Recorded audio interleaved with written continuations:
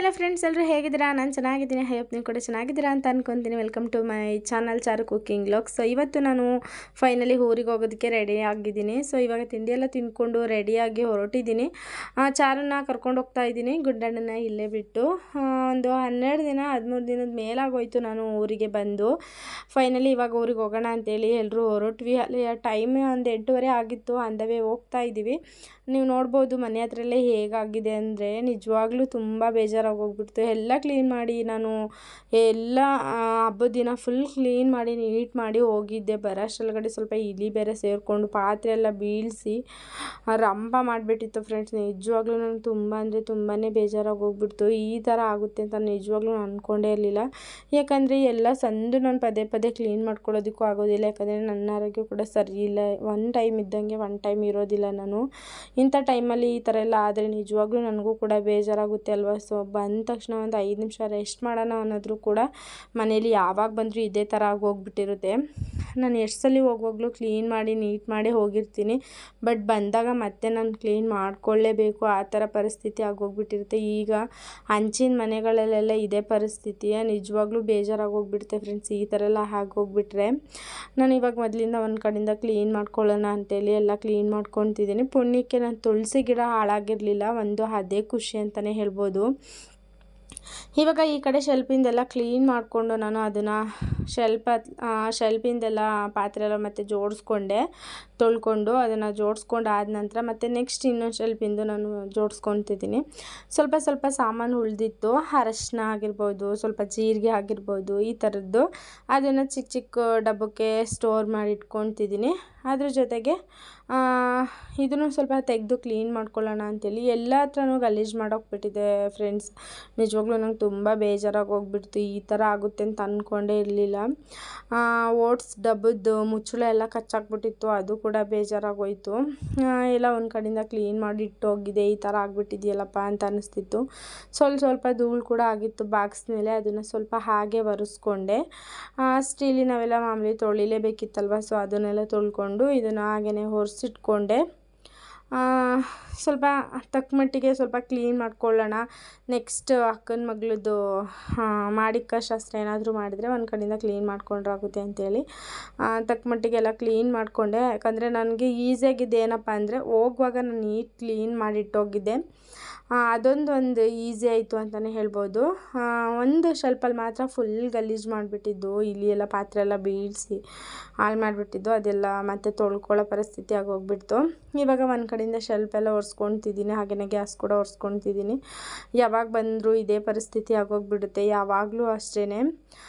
ಒಂದು ಕಡೆಯಿಂದ ನೀಟಾಗಿ ಕ್ಲೀನ್ ಮಾಡ್ಕೊಬೇಕು. ಯಾವಾಗ ಕ್ಲೀನ್ ಮಾಡೋದ್ರು ಅಷ್ಟರೊಳಗಡೆ ಹೀಗೇ ಆಗೋಗ್ಬಿಟ್ಟಿರುತ್ತೆ ಫ್ರೆಂಡ್ಸ್, ನೋಡ್ಬೋದು ನೀವು. ಇವಾಗ ಶೆಲ್ಫ್ ಎಲ್ಲ ಒರೆಸ್ಕೊಂಡು ಹಾಗೆಯೇ ಗ್ಯಾಸ್ ಎಲ್ಲ ಒರೆಸ್ಕೊತಾ ಇದ್ದೀನಿ.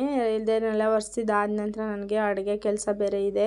ಸೊ ಅದನ್ನು ಕೂಡ ಮಾಡ್ಕೊಬೇಕು. ಇವಾಗ ಮನೆಯೆಲ್ಲ ಒರೆಸ್ಕೊತಿದ್ದೀನಿ. ಮನೆಯೆಲ್ಲ ಒರೆಸಿ ಮತ್ತು ಮೀನೆಲ್ಲ ಕ್ಲೀನ್ ಮಾಡಬೇಕಿತ್ತು. ಮೀನು ತಗೊಳ್ಳೋ ಐಡಿಯಾನೇ ಇರಲಿಲ್ಲ ಫ್ರೆಂಡ್ಸ್. ಚಾರುನ ಕರ್ಕೊಂಡು ಬಂದಿದ್ದೆ, ಒಂದು ಎಡವಟ್ಟು ಆಗಿಬಿಟ್ಟಿದ್ದು. ಚಾರುನ ಕರ್ಕೊಂಡು ಬಂದ್ವಿ, ಗುಂಡನ್ನ ಅಲ್ಲೇ ಬಿಟ್ಟು ಅವನಾದರೆ ಹಠ ಮಾಡ್ತಾನೆ. ಸ್ವಲ್ಪ ಕೆಲಸ ಮಾಡ್ಕೊಳ್ಳೋದಕ್ಕೂ ಹಿಂಸೆ ಆಗುತ್ತೆ. ಅದ್ರ ಜೊತೆಗೆ ನನಗೂ ಕೂಡ ಆರೋಗ್ಯ ಸ್ವಲ್ಪ ಪ್ರಾಬ್ಲಮ್ ಆಗಿರೋದ್ರಿಂದ ಗುಂಡಣ್ಣನ ನೋಡ್ಕೊಳ್ಳೋಕೆ ಸ್ವಲ್ಪ ಕಷ್ಟ ಆಗುತ್ತೆ, ಇಬ್ಬರೂ ನೋಡ್ಕೊಳ್ಳೋಕ್ಕೆ. ಹಂಗಾಗಿ ಚಾರುನ ಕರ್ಕೊಂಡು ಹೋದರೆ ಸ್ವಲ್ಪ ಈಸಿ ಆಗ್ಬೋದು ಅಂಥೇಳಿ ಚಾರುನ ಕರ್ಕೊಂಡು ಬಂದೆ. ಚಾರು ಅಲ್ಲಿ ಅಳಕ್ಕೆ ಸ್ಟಾರ್ಟ್ ಮಾಡಿದ್ದು ಬರಲ್ಲ ಅಂಥೇಳಿ. ಇಲ್ಲಿ ಬಂದರೂ ಅಳ್ತಾನೆ ಇದ್ಲು. ನೀವು ನೋಡ್ಬೋದು ಮೀನು ಎಷ್ಟು ಫ್ರೆಶ್ ಆಗಿದೆ ಅಂತೇಳಿ. ಈ ಥರ ಫ್ರೆಶ್ ಮೀನು ಎಲ್ಲೂ ಸಿಗೋದಿಲ್ಲ. ಸೊ ಹಾಗಾಗಿ ನಾವು ಬಂದ ತಕ್ಷಣ ಹೊರಗಡೆನೇ ಮೀನು ತೊಗೊಂಡ್ವಿ. ಅಕ್ಕನ ಮಗಳಿಗೆ ಸ್ವಲ್ಪ ಅಡುಗೆ ಮಾಡಿ ಊಟಕ್ಕೆ ಕೊಡೋಣ ಅಂಥೇಳಿ ಮೀನನ್ನ ತೊಗೊಂಡಿದ್ದು. ಅದು ಏನೇನೋ ಆಗೋಯಿತು. ಆಮೇಲೆ ದೊಡ್ಡಪ್ಪ ಮತ್ತು ಇನ್ನೊಬ್ಬರು ನಮ್ಮ ದೊಡ್ಡಪ್ಪನೂ ಬಂದಿದ್ದರು. ಅವ್ರಿಗೂ ಕೂಡ ಅಡುಗೆ ಎಲ್ಲ ಮಾಡಿ ಊಟಕ್ಕೆ ಕೊಡೋಣ ಅಂಥೇಳಿ ಬಂದ ತಕ್ಷಣ ಸ್ವಲ್ಪ ಅವ್ರು ಬರೋ ಅಷ್ಟರೊಳಗಡೆ ಮೀನನ್ನ ಕ್ಲೀನ್ ಮಾಡಿಕೊಂಡೆ. ಇನ್ನು ಕ್ಲೀನ್ ಮಾಡ್ತಿದ್ದೆ ಅಷ್ಟರಲ್ಲಿ ಬಂದರು. ಆವಾಗ ಮೀನೆಲ್ಲ ಕ್ಲೀನ್ ಮಾಡಿದ್ದಾಯಿತು. ಸ್ವಲ್ಪ ಟೀ ಏನಾದರೂ ಮಾಡಿಕೊಡೋಣ, ಸ್ವಲ್ಪ ಟೀ ಕುಡಿತಾರೆ ಅಂತೇಳಿ ಟೀನ ಮಾಡಿಕೊಟ್ಟೆ. ಅವರು ಟೀ ಕೂಡ ಕುಡ್ಕೊಂಡ್ರು. ಅದಾದಮೇಲೆ ಮತ್ತೆ ನಾನು ಅಡುಗೆನ ಸ್ಟಾರ್ಟ್ ಮಾಡ್ಕೊಳ್ಳೋಣ ಅಂಥೇಳಿ ಮಾಡ್ಕೊತಾ ಇದ್ದೀನಿ. ಇವಾಗ ಮೀನು ಸಾಂಬಾರು ಕೂಡ ಮಾಡಬೇಕು. ಮೀನು ಸಾಂಬಾರು ಮಾಡಿ ಒಂದು ಸ್ವಲ್ಪ ರೋಸ್ಟ್ ಮಾಡೋಣ ಅಂತ ಅಂದ್ಕೊಂಡೆ. ಬಟ್ ರೋಸ್ಟ್ ಮಾಡೋಕ್ಕಾಗಲಿಲ್ಲ. ಯಾಕಂದರೆ ಜಾಸ್ತಿ ಜನಕ್ಕೆ ಮಾಡೋಣ ಅಂಥೇಳಿ ಮಾಡಿದ್ದು, ಅಕ್ಕನ ಮನೆಗೂ ಸೇರಿಸಿ ಮಾಡೋಣ ಅಂಥೇಳಿ ಇಬ್ರಿಗೂ. ಅದು ಅವರೆಲ್ಲ ಬಂದಿದ್ರಲ್ವ, ಹಾಗಾಗಿ ಏನೇನೋ ಆಗೋಯಿತು. ಫೈನಲಿ ನಾನು ರೋಸ್ಟ್ ಏನು ಮಾಡೋದಕ್ಕೆ ಹೋಗಲಿಲ್ಲ, ಬರೀ ಸಾಂಬಾರು ಅಷ್ಟೇ ಮಾಡೋಣ ಅಂತೇಳಿ ಸಾಂಬಾರಿಗೆ ಇಟ್ಕೊತಿದ್ದೀನಿ. ನಾನು ಯಾವಾಗಲೂ ಯಾವ ಥರ ಸಾಂಬಾರು ಮಾಡೋದು ಅಂದರೆ ಬಾಂಗ್ಡೆ ಮೀನು ಸಾಂಬಾರನ್ನ ನನ್ನ ರೆಸಿಪಿನ ನಿಮ್ಮ ಜೊತೆ ಶೇರ್ ಮಾಡಿದ್ದೀನಿ. ಸೊ ಖಾರನ ರುಬ್ಬಿ ಅದಾದ ನಂತರ ಮಸಾಲೆನ ಕಲಸಿಟ್ಟು ಹಾಗೇ ಮಾಡೋದು, ಆ ಥರ ಮಾಡೋಣ ಅಂತೇಳಿ ಇವತ್ತು ಮಾಡ್ತಾಯಿದ್ದೀನಿ. ಇವಾಗ ಖಾರನ ರುಬ್ಬೋದಕ್ಕೆಲ್ಲ ರೆಡಿ ಮಾಡಿಕೊಂಡೆ. ನೆಕ್ಸ್ಟ್ ಖಾರ ಎಲ್ಲ ರುಬ್ಬಿ ಬೇಯಿಸ್ಕೊಂಡ್ರೆ ಸಾಂಬಾರು ರೆಡಿಯಾಗುತ್ತೆ ಅಂತೇಳಿ ನಾನು ಇಟ್ಕೊತಿದ್ದೀನಿ. ನಾನು ಫಸ್ಟಿಗೆ ಅನ್ನನ ಕೂಡ ವಿಶಲ್ ಮಾಡಿಸಿಟ್ಕೊಂಡಿದ್ದೀನಿ. ನೀವು ನೋಡ್ಬೋದು ಅನ್ನ ಎಲ್ಲ ವಿಶಲ್ ಆದ ನಂತರ ನಾನಿವಾಗ ಸಾಂಬಾರಿಗೂ ಕೂಡ ರೆಡಿ ಮಾಡ್ಕೊತೀನಿ. ನಮ್ಮ ದೊಡ್ಡಪ್ಪ ಬಂದಿದ್ರಲ್ವ, ಅವರು ಚಿಕನ್ ಮಾತ್ರ ತಿನ್ನೋದು, ಮೀನು ತಿನ್ನೋದಿಲ್ಲ, ಅವ್ರಿಗೆ ಇಷ್ಟ ಆಗೋದಿಲ್ಲ. ಹಂಗಾಗಿ ಅವ್ರು ಮೀನು ತಿನ್ನೋಲ್ಲ ಅಂತಂದರು. ಹಾಗಾಗಿ ಒಂದು 1/4 kg ಚಿಕನ್ನ ತರಿಸಿ ನಾನು ಹಾಗೆ ರೋಸ್ಟ್ ಮಾಡಿಕೊಟ್ಬಿಡೋಣ ಅವ್ರಿಗೆ ಅಂತೇಳಿ ರೋಸ್ಟ್ಗೆ ಕೂಡ ರೆಡಿ ಮಾಡ್ಕೊತಿದ್ದೀನಿ. ಇಲ್ಲಿ ರೋಸ್ಟಿಗೆ ಒಗ್ಗರಣೆ ಹಾಕ್ಕೊಳ್ಳೋಣ ಅಂಥೇಳಿ ನಾನು ರೋಸ್ಟಿಗೆ ರೆಡಿ ಮಾಡ್ಕೊತಿದ್ದೀನಿ. ಇವಾಗ ಸ್ವಲ್ಪ ಎಣ್ಣೆನ ಹಾಕ್ಕೊಂಡು ಈರುಳ್ಳಿ ಮತ್ತು ಮೆಣಸಿನ್ಕಾಯಿ ಅದನ್ನೆಲ್ಲ ಫ್ರೈ ಮಾಡ್ಕೊಳ್ಳೋಣ ಅಂತೇಳಿ ರೆಡಿ ಮಾಡಿಕೊಂಡೆ. ಇವಾಗ ಖಾರ ಕೂಡ ರೆಡಿ ಮಾಡ್ಕೊತಿದ್ದೀನಿ. ನೋಡ್ಬೋದು ಖಾರನ ರುಬ್ಬಿ ಮಸಾಲೆ ರೆಡಿ ಮಾಡಿ ಇಟ್ಕೊಂಡ್ರೆ ಮೀನು ಸಾಂಬಾರು ಕೂಡ ರೆಡಿ ಆಗಿಬಿಡುತ್ತೆ. ಅಷ್ಟರಲ್ಲಿ ಇಬ್ರಿಗೂ ಒಟ್ಟಿಗೆ ಊಟಕ್ಕೆ ಕೊಟ್ಟರಾಗುತ್ತೆ ಅಂತೇಳಿ ನಾನು ಬೇಗ ಮಾಡಿಕೊಂಡೆ. ನಿಜವಾಗ್ಲೂ ನನಗೂ ಕೂಡ ತುಂಬ ಅಂದರೆ ತುಂಬಾ ಸುಸ್ತಾಗಿಬಿಟ್ಟಿತ್ತು. ನನಗೆ ಯಾವ ಥರ ಸುಸ್ತಾಗ್ತಿತ್ತು ಅಂದರೆ ಅಡುಗೆ ಮಾಡ್ತಾ ಮಧ್ಯೆ ನನಗೆ ಆ್ಯಪ್ ಕೊಡ್ತಾಯಿದ್ದೆ. ಸೊ ಅಷ್ಟು ಸುಸ್ತಾಗ್ತಿತ್ತು ಫ್ರೆಂಡ್ಸ್. ಏನು ಮಾಡೋಂಗಿಲ್ಲ, ಮಾಡ್ಕೊಳ್ಳೇಬೇಕು, ಇರೋದೇ ಒಬ್ಬರು, ಯಾರು ಕೂಡ ಮಾಡ್ಕೊಳ್ಳೋಕ್ಕಾಗಲ್ಲಲ್ವ. ಸೊ ನಾನೇ ಮಾಡ್ಕೊಬೇಕು. ಇನ್ನು ಹಾಗಾಗಿ ನಾನು ಮಾಡ್ಕೊಳ್ಳೋಣ ಅಂಥೇಳಿ ರೆಡಿ ಮಾಡ್ಕೊತಿದ್ದೆ. ನನಗೆ ಆಗ್ತಾನೇ ಇರಲಿಲ್ಲ.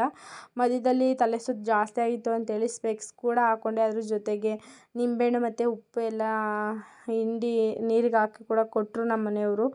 ಆವಾಗ ಸ್ವಲ್ಪ ಪರವಾಗಿಲ್ಲ ಅನ್ನಿಸ್ತು. ಆವಾಗ ನಾನು ಅಡುಗೆ ಮಾಡೋಕ್ಕೆ ಮತ್ತೆ ಸ್ಟಾರ್ಟ್ ಮಾಡಿದ್ದು. ಇವಾಗ ನನಗೆ ಖಾರ ಎಲ್ಲ ರುಬ್ಬಿದ್ದಾಯಿತು. ಸಾಂಬಾರು ಕೂಡ ರೆಡಿ ಮಾಡಿ ಇಟ್ಕೊಂಡ್ಬಿಡೋಣ ಅಂತೇಳಿ ನಾನು ಸಾಂಬಾರಿಗೆ ರೆಡಿ ಮಾಡ್ಕೊತಿದ್ದೀನಿ.